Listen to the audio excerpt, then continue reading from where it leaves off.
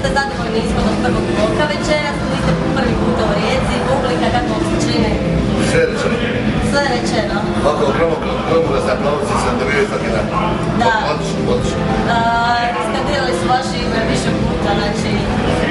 Jednom ste rekli da pjevač traje, koji pjeva samo za svoju generaciju, da traje koliko je generacija. Pa tako, koliko generacija ide na koncerte, dakle, nije koliko je mlad čovjek od 18 godine do 28-30, on je aktivan, stalno ide na koncerte, posle to kasnije dolazi do malih izasjećenja i manje koncerte.